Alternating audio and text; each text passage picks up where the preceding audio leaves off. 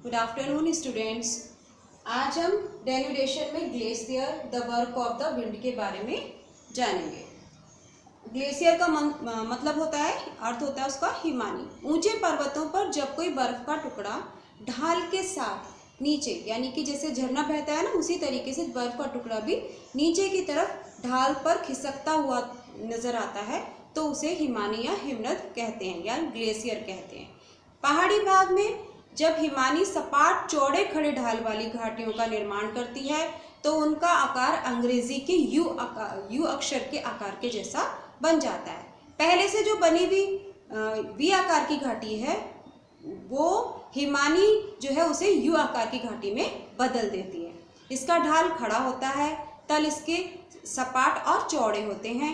जब हिमानी चट्टानों को घर्षित कर उनका चूर्ण पर्वत के निचले भाग में जमा कर देता है तो इन्हें हिमोड़ कहा जाता है। अब हमारा नेक्स्ट टॉपिक है the work of the winds. किस प्रकार पवन जो है अपना वर्क इरोजन के लिए करती है। आपने गर्मियों के मौसम में आंधी और तूफान को आते हुए देखा होगा। ये भी अपर्दन की ही एक क्रिया है। हवा एक स्थान से रेत उड़ाकर अपने साथ ले जाती है। जब यह चट्टानों से टकराती है तो धूल के जो कण होते हैं वो चट्टानों पर टकराकर उन्हें कुरेदते हैं, जिससे अपर्दन की क्रिया होती है। मरुस्थलीय क्षेत्रों में इस प्रकार का अपर्दन सबसे अधिक होता है।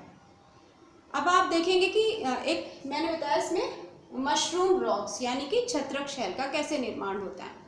पवन द्वारा उड़ाए गए जो बालू के कणों द्वारा अपर्दन का कार्य धरातल से कुछ किलोमीटर ऊंचाई पर अधिक होता है। इस प्रक्रिया में पवन जो होती है वो निचले भाग को ज्यादा घिसती है, यानी कि उसमें अपर्दन ज्यादा होता है, और ऊपरी भाग में अपर्दन कम होता है और उनकी शेप ऐसी होती है जैसे एक छतरी की होती है या फिर हम देखें तो मशरूम की जैसी होती है।